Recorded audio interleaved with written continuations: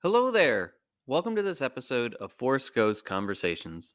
This is your host, Anthony King, and this week I'm going to share some spoiler thoughts on Indiana Jones and the Dial of Destiny. Before we get started, I'm inviting you to join the conversation with us. We can be found on Twitter and Hive at Force Ghost Pod. You can also follow us on Facebook, Instagram, YouTube, and TikTok just by searching Force Ghost Conversations. Also, please be sure to subscribe, rate, and review the podcast on your listening site of choice. Plus, Force Ghost Conversations is now live on Patreon. If you're a fan of the podcast and would like to consider pledging your support, there will be a link in the episode description for you to check out the various tiers offered. Finally, please be sure to check out our TeePublic store to buy some Force Ghost Conversations merchandise. And without further ado, it is time to gather around the campfire for some Force Ghost Conversations.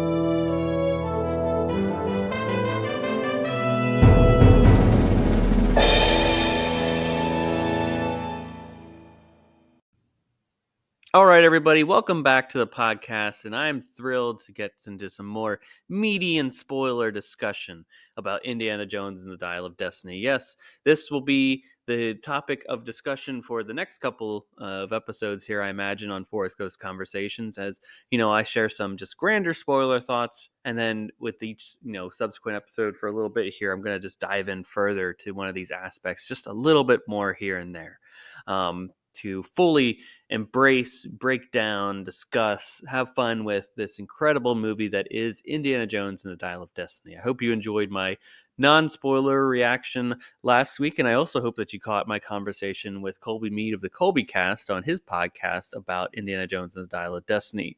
It's certainly an exciting time to be a fan of Lucasfilm right now, with Ahsoka just around the corner and Dial of Destiny being out and being a little successful at the box office in certain metrics. So that's exciting.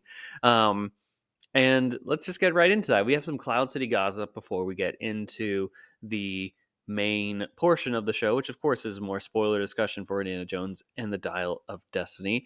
And let's talk about that film for a second. So I mentioned there was some little bit of success of metrics there. So first, Indiana Jones and the Dial of Destiny is number one at the box office currently, worldwide and domestic. Yes, that is the case. So congrats to all involved, including director James Mangold and Harrison Ford. And I hope that you've seen it, and I look forward to discussing some more spoilers in the main section of the show. Also, what happened to Burryaga? Burryaga, of course, is the Wookiee from the High Republic series of novels, short stories, comics, etc. That is the part of the Lucasfilm Publishing Initiative currently going on, that is just about to set forth into phase 3 of their work. And there is a question at the end of The Fallen Star as to what was Burry's fate, and fans of the series have had to wait for quite some time in order to figure out what actually happened to this very much fan favorite character, I would say. And what we've learned from the Star Wars show this past week, which had actually the High Republic show on Star Wars' YouTube page, Burry's story continues in a new anthology series from the High Republic titled Tales of Light and Life. Now, this will be first to market at San Diego Comic-Con, which will be taking place from July 20th through 23rd this year. And hope that we are able to get more information about that release and how we can get it at home ourselves very soon here. We also got some cover artwork for author George Mann's The Eye of Darkness, which is set to be the first book in Phase 3 of the High Republic series of books and comics. Now, this cover features Marchion Ro with Loden Greatstorm's lightsaber. Yes, if you've been following the High Republic, you kind of got a sense of what I'm saying already here. But Loden Greatstorm is a Jedi, or was he a Jedi? I don't know. You're going to have to find out what happens to him. And obviously, at this point, Marchion has his lightsaber as appropriate by the cover. So, what happens in between there? You'll have to find out. Go check out Light of the Jedi and some other High Republic books there. And certainly don't want to miss out on that stuff. That's for sure. I love the High Republic, and it's such a great initiative that Lucasfilm Publishing has been doing over the last couple of years. So if you want to see it for yourself, this cover, it's really cool, I think. Be sure to head over to our social media channels to check it out today. And that's all I had for the news in this portion of the episode. We'll be back on the other side of this very short break, folks, with some more spoiler conversation about Indiana Jones and the Dial of Destiny. Stay tuned.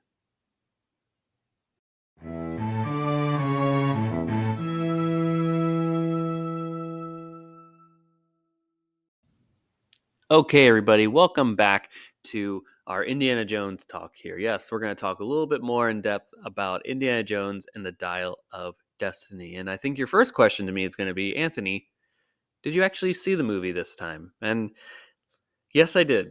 On July 4th, the holiday here in the United States, Independence Day, celebrating our independence from Great Britain, or at least announcing our independence from Great Britain, leading to more conflict during the Revolutionary War, etc. That's American history. This isn't the podcast for that. I'm sure there are many other podcasts that you can find that will go in depth about the July 4th holiday and its significance in the United States lexicon. With that, I had the day off from work, so I said I'm going to go see this again, and I got myself an RPX screening of Indiana Jones: The Dial of Destiny. I got myself a large popcorn and soda combo from our local Regal, and their RPX theater too. For those of you that aren't aware of this, is like I know a lot of people are big fans of like the reclining seats and chairs and all that stuff in movies. I don't really care for that one way or the other, but this is actually one where it has like a rumble seat. Um, like a certain action beat happens or an explosion happens, your seat rumbles a little bit. It's not necessarily all the way to 4DX where your like seat moves with the motions of the characters, but this is certainly a great experience for me. I did the 4DX once with Rambo Last Blood, and I don't know, it kind of felt like I was on a roller coaster ride the entire time, so I'm not sure if that's actually like my jam. But certainly a wonderful experience nonetheless. So I guess, moral of the story is if you have these different variety of film options or viewing options, if you will, ScreenX, RPX, 4DX, perhaps IMAX. Be sure to check those out and see which one is your flavor that you like the best. Anywho, I was a big fan of seeing it in this format because, of course, I love seeing action movies with that, and you get all the rumble in your seats and all of that. It helps to keep you engaged and involved with the film in a certain way that usually just sitting in a normal theater seat, whether it be reclining or just the standard seat that you sit down for a 2D film. It's a pretty different experience for sure. So I highly recommend all that. So, anyways, long story short, yes, I have seen it again. I have seen it without a blurry vision in front of me, or a foggy vision, or a blurry and foggy vision in front of me, as you all heard last week on my episode about my initial experience seeing it at the drive-in theater where it poured the entire time, and I almost heard it, but also couldn't hear it at the same time because the sound was just so little deafening from the pelting rain that was coming down on the car. It just, I'm glad I was able to see it again. Let's just put it that way. And then, frankly, it was like seeing it again for the first time because I was able to pick up on so many details that obviously I wasn't able to see before. The action sequences were really hard to point out one way or the other, especially the underwater sequence. So, of course, full spoilers here. Sorry, folks. So I'm going to talk a little bit more in depth about the movie is from where we were last week. So if you haven't seen the movie yet, I don't know why you're listening to this episode, or at least to this point of the episode. So pause it right now, run, walk, crawl, drive to your local cinema and not pick up, but purchase a ticket for Indiana Jones: The Dial of Destiny, and then come right back to this moment in time. You have been forewarned. So things like, back to what I was saying before, things um, like the underwater sequence when they're trying to be with the frogman Antonio Banderas' character, trying to unearth this aspect or basically a map to where the second piece of the dial is, the Dial of Destiny, of course.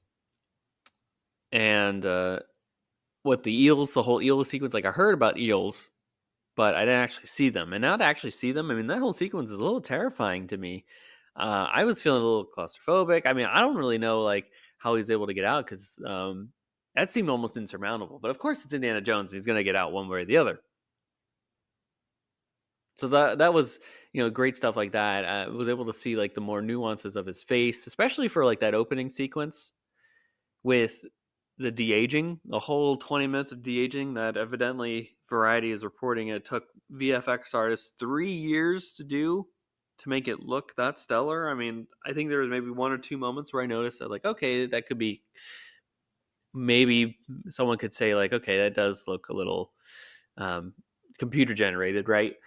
But for the most part, that whole thing is just an astounding achievement. Frankly, I hope it gets, award consideration nominees for VFX work for that, because the beauty of it is just all right there. And I talked through this with Colby on our podcast we did together about Dial of Destiny, where I was basically like, the sky's the limit, frankly, for what this technology can do. And it's scary in a way, right? Because you don't want bringing people back from the dead. I know there's been a film lately that looked a little rubbery and maybe disrespectful to people that have long passed, that are now being brought back into a little bit of, even for a little cameo. I mean, golly, don't want to ruffle any feathers like that one. So I could understand some qualms that people may have about this stuff. So you want it to look good, even if the person's alive or passed and all that stuff. Again, whole can of worms opens up when the technology is this good. Let's be honest about that. You could have done a whole movie, frankly, with Harrison Ford as 1944 Indiana Jones hunting for this piece of, at that time, they were looking for the Holy Lance, which, again, this is one of my favorite religious relics in the world. The Holy Lance was basically, Longinus in legend is a Roman soldier who had a spear, who you may see in like famous biblical predictions, or photographs, not photographs, but depictions, I should say, of the crucifixion of Jesus. You see that he has like a little incision underneath it, like around his rib cage or something like that. And evidently Longinus had like cataracts or something like that, and he he was been a Roman soldier and stabbing Jesus there just to draw some blood from him. And by doing that, he was able to, he cured his cataracts, like the blood on just the whole thing. That's basically the gist of the story. And the whole time people have been like, what's the Holy Lance, the blade that cut Christ, basically. And with that, like, there's been so many legends of like, well, basically kind of like the Ark, like an army that has it is like invincible. It's something that has been the ire of many leaders throughout history, dictators, men with military and political aspirations. So right now, if I believe my memory serves correct, without having digging in further into this, is that there's quote unquote 3 proposed Holy Lances existing in the world, or at least with claim to be. None of them are it actually. So don't get your hopes up. But you can go visit. I think you can visit at least one of them. The one is in Vienna, Austria, at the art museum there. And it's actually like the same version that is in the Dial of Destiny that Hitler was going after. There's a historic accuracy thing here, and I geeked out to Mrs. Forsco's conversations at the time, because I was like, oh my gosh, are we gonna, is the Dial of Destiny actually just the Holy Lance? Like, are they going for it's also called the Spear of Destiny, right? So that's what I was kind of thinking, maybe the dial spear, perhaps the spear plays into, like, it's a part of it goes into the dial. I didn't know, because again, I wasn't aware of like all this stuff. Heading into the movie, I wanted to be kind of as fresh as possible. Aside from what was in the trailers, I wasn't looking at necessarily all the comments and all the videos on YouTube, trying to figure out what is the Dial of Destiny. As we know from the movie, it's the Antikythera that is Archimedes' dial. And so I was just geeking out about that. And if I sorry again if I mention this, because I just get so lost in trance about the Dial of not the Dial, but the Spear of Destiny, that the version that they have in the movie is the one that you can see on display in Austria. So if you are a fan and want to go see that actually in real life, like I plan to one day, go check that out. So again, I love that whole sequence. It was a throwback to those early Indiana Jones films that I think was a great creative decision on their part. And again, it works. If it doesn't work, you have a whole 20 minutes of a movie that clearly stands out to people and it doesn't grip people in the way that other Indiana Jones adventures have done. I love that they use the same font as the Raiders and Last Crusade stories, and also Kingdom of the Crystal Skull too. Don't want to disregard that. I don't know why it mattered so much to me. Maybe it's because it was my first time actually seeing like an Indiana Jones film in the movie theater. These films that have so gripped my life over the last couple of years. Right, I'm 28 now. Saw them first when I was 21, and it's been a love affair ever since. I'm staring at the Cup of Christ right now that I purchased from Shop Disney about or when they unveiled some relics for our Indiana Jones fans to purchase, and I hope to get the other ones for my collection too one day. That being the Fertility Idol, Shankara Stone, perhaps like Crystal Skull. Would love for the actual, Dial of Destiny prop itself at some point. I know that the Star Wars YouTube page, This Week in Star Wars with Kristen Baver, had the actual prop on display in their little weekly show that they do, which I would love to have that. I think the dial is really cool. Yeah, I don't know why seeing the font was so cool. And also it's at the end too. The end credits are also the same font. When they're announcing all the characters, you may have seen my poorly taken photographs of it as I didn't let my camera go into focus because I was kind of a last minute decision too. I was like, oh, I'll just snap a photo of like Harrison Ford, George Lucas, and Harrison Ford also pop up in there. Like I should have planned ahead for that. So for my third time viewing, I will certainly be better about that, knowing that I should do that. A little bit of trepidation about that in movie theaters, especially. I don't want to get my phone out and all that. I'm definitely one of those people that are opposed to the whole like experience of like people having their phones out in the cinema. So certainly I only budge for that at the end credits when I'm trying to capture aspects of a movie for the podcast for promotion purposes. But I love seeing that. And Baz was great in that sequence. Certainly an archaeologist by trade and not an adventurer by any right. Him and Indy had this fun adventure together on this train. And that was a really excellent, great introduction to Jürgen Voller too, who will come into this movie as later on Mads Mikkelsen's character, the main villain, this guy who's obsessed with the past. And frankly, that's where I want to spend a little bit of time about in this episode here, is to talk about the concept of what is what is Voller here, right? And what are the differences between Voller and Indiana Jones? So Indiana Jones, although he's gone through this horrible tragedy, right, the loss of his son, which is a spoiler. Let's be honest here. Helena asks Indiana Jones, "What would you do if you could go back in time and change something?" He's like, "I would stop my son from enlisting." Right? We're led as an audience to believe that time wise that he probably enlisted for Vietnam or for the army and then was sent to Vietnam or some conflict like that.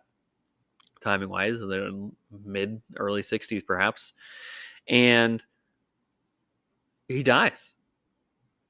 And that's a great question of, why did he actually go? And he has his own thoughts about it. He's trying to get back at me, which I think is real. How could we expect a person that was not willing to go to school, right? He's 18. He just wants to work on his motorcycle. They have that great ending at the end of Kingdom of the Crystal Skull where they're a happy family together. But how do you do a Tuesday night after that? When you don't want to go to school, your dad's saying, go to school. You're the son of this great historian, archaeologist, professor, adventurer who's found these many great artifacts and been on these great adventures, and you've been on this adventure yourself. How could you not feel some sense of invincibility? And also, how hard would it be to actually be Henry Jones III?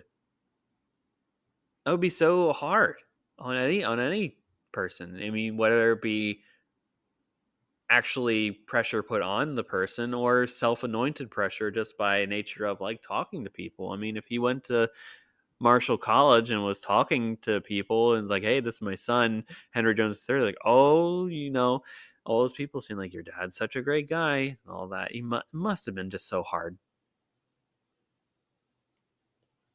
And, he doesn't make it back. He's just one of many casualties that occurs in the United States as a result of that conflict.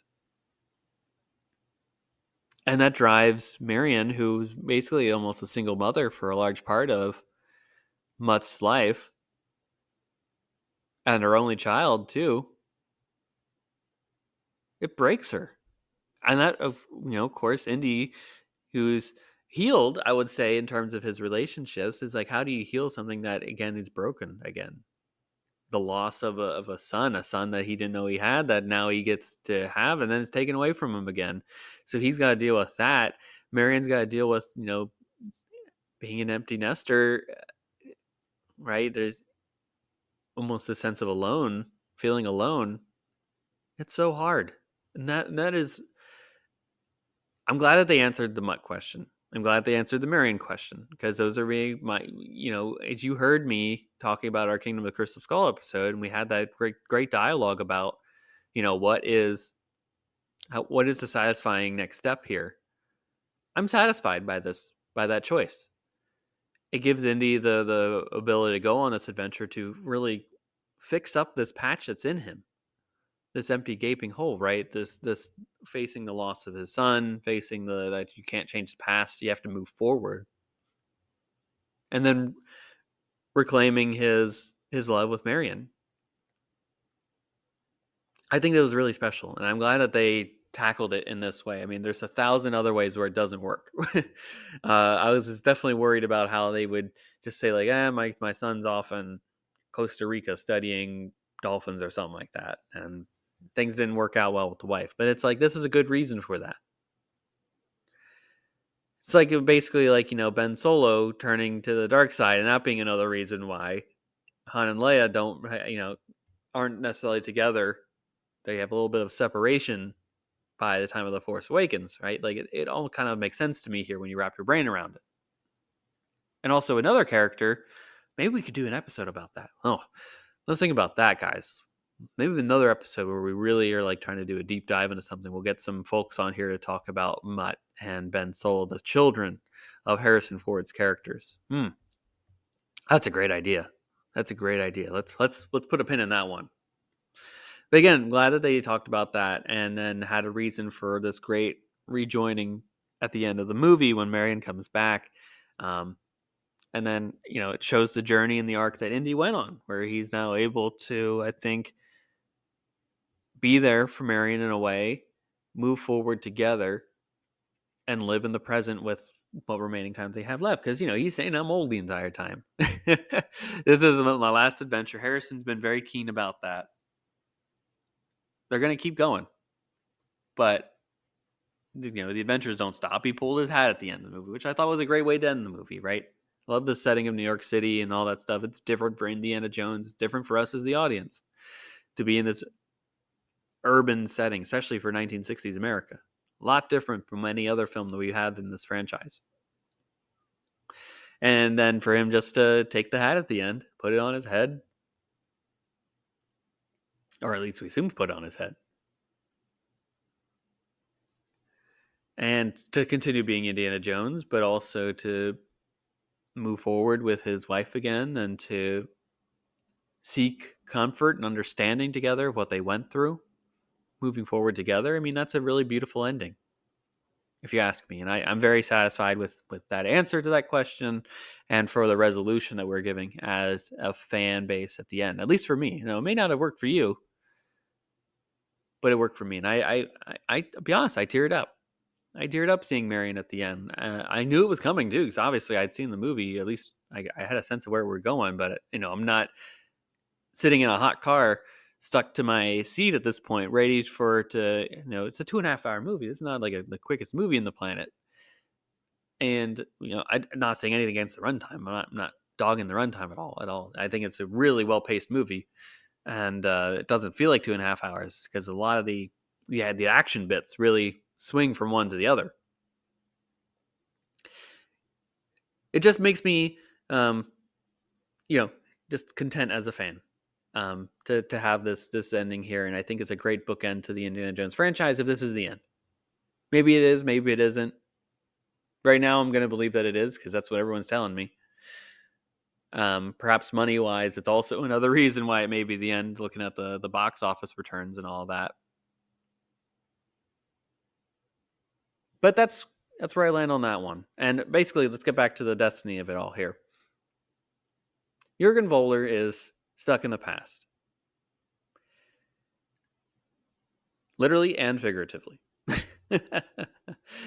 He's on the hunt for this dial so that he can go back in time, basically murder Hitler, and then I assume take on the mantle of Führer or leader of Germany, if you will, in some way, shape, or form. Because with his ability to recognize, what has happened afterwards, he knows that he can, if he alters history, perhaps with the knowledge that he has, that he would be able to, complete the Third Reich's mission. He's a Nazi through and through. He clearly believes in what the overarching cause that Hitler proposed was. And he's like, well, Hitler strayed from his ways and made some stupid decisions along the way, and I'm going to come along and fix those.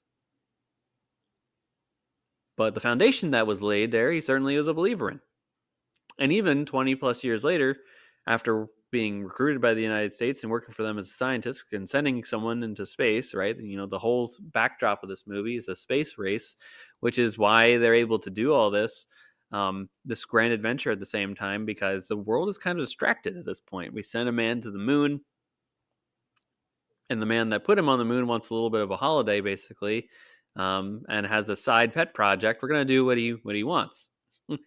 Hence why the CIA is kind of involved there, and the framing of Indiana Jones for the couple murder.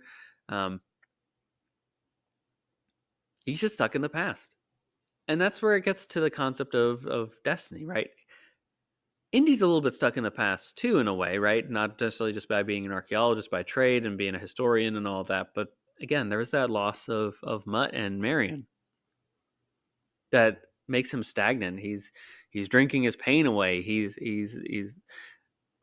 grumpy with society. He's grumpy with his students at the university that he's currently working at. It's not Marshall College anymore. He's in inner city, New York City, at some school there. I'm sure we'll get the name of whatever school that is at some point, or maybe I heard it in the movie, but I missed it. Still basically operating on a 1.5 viewing of this movie at this point showing. But he is not stuck. I mean, well, basically that's the arc of this, is that at the end of the day, even with Helena's assistance there, right, he comes back to the current time. And with that, he's like, I have something to live for. Or at least he asked the question, what do I have to live for? What do I have in this moment in time? What do I have in the future? What is my destiny? And it's like, it's Marion. Marion is your destiny. Comforting her. Moving on together. That is your destiny, Indiana Jones. Being able to accept the past, know the past. Frankly, you've lived in it a little bit too, figuratively and literally, because they go back in time to the time of Archimedes. They're going back. They're seeing the siege of Syracuse. It's amazing. It's amazing. It's a literal triumph what they do. They go back in time. He takes... Obviously, that's where Jurgen Voller sees his end, because those Roman centuries take him out. And the whole German plane, one of those Junkers bomber planes, just gets destroyed in Sicily there. This incredible act, the siege of Syracuse. I mean, golly gee. Can you imagine being a history professor and being confronted with this amazing historical event that you've been studying your entire life? I mean, I'm a historian. I could imagine being transported back to like the Normandy beaches. Wow. What a time. What a time that would be, that's for sure. Anywho, yeah, so just Voller stuck in the past. He thinks his destiny is in the past, but your destiny is not in the past. Destiny by nature is a future thing, right? Just think about Darth Vader just being like, Luke, it is your destiny. Join me, right? That's a future act. Luke has to make the choice. That's not something he's already done before. Your destiny is something you're heading towards, not something that's behind you. And that's where they differ. Indiana Jones is able to see eventually, and with help, that the future is in front of him, and that's where his destiny is. Whereas Voller doesn't, and he perishes for that. Same thing happens to Belloc in Raiders of the Lost Ark, right? Indy's able to look away from history, close his eyes, whereas Belloc is like, I must look at it. I must open the Ark and make sure that I see what's in here. It's a powerful thing, destiny. It really is. And we're going to have so many more conversations about this movie over the next course of a couple weeks here. I'll see it again, certainly. I'm hoping to see it once more before once more. Yeah, hoping to see it 3 times in the cinema. So definitely hoping to see it again so that we can do some more in-depth discussions here. I hope to have some guests on to talk about Indiana Jones and the Dial of Destiny. So that's kind of a little bit of a headway as to where we're going in the next couple of weeks here with the podcast. But I guess my question is, what are you all thinking about this point in time? I honestly, this is my humble opinion here. I love this movie. I am entranced by it. I am engulfed by its beauty, its grace, the symbolism of it. Perhaps this is all just me just like gushing in the glow of being able to see an Indiana Jones movie for the first time in the theater. But it's just been a fun ride. It's been a fun ride. We have these great memories now of seeing it. At least I do. I hope you have some great experiences seeing it at home yourself. I hope you're able to see it again, because I think you're not able to capture everything that happens in a 2.5-hour movie in just one viewing. You're able to pick up on the main beats and stuff like that, but there's just some nuance. I mean, it was lovely to see like the characters, just their faces again, and to really just focus in on their expressions and their acting choices and all that. I think Helena was just fantastic in this, in both viewings that I've had. So that's where I land on this movie. I love it. I hope that you're loving it too. I'm not a reviewer or anything like that. I'm just a professional appreciator of this stuff. And I will have some gripes and criticisms here and there, perhaps, but generally I like to keep the podcast mostly positive and family friendly for you all, so that you can go out and make choices for yourself. And also, who wants to listen to a negative podcast all the time? I'm not here for that. I love this movie unequivocally, and I'm not gonna sugarcoat it either. I'm telling you all.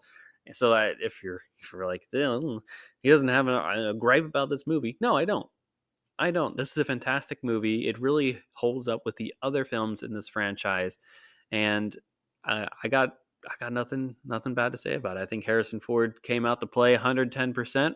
I think all the supporting actors really, really stand out for me in this movie. I would love to see more stories with them portrayed in some way, shape, or form. And the answers that I was given are really satisfying for me as a fan. And ultimately, it is a great title, Dial of Destiny. I love that title. Indiana Jones and Dial of Destiny is a great way to conclude this franchise. And I hope that you're all loving the movie. What do you think? Let's talk about it on the social media channels over the next couple of weeks here. As now that more people have been able to see it, time has passed, right? If you've seen it, you're probably going to by this point, with it, being in its second or third week at this point. So be sure to go check out and support Indiana Jones and the Dial of Destiny. It's a great movie. You won't regret it. So with that, folks, that's all I had for this week. Be sure to hit us up on all the social media channels to continue the Indiana Jones discussion. Twitter, Instagram, Hive, YouTube, Facebook, TikTok.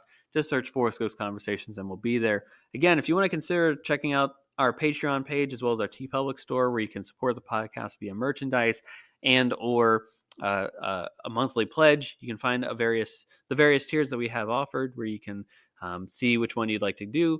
And if you feel so inclined, you will get extra Forest Ghost Conversations goodies throughout the month, such as an opportunity to have extra episodes per month, as well as you get to ask questions or share stories about yourself on the podcast. So we'll be certainly happy to help you out in those regards if you feel so inclined.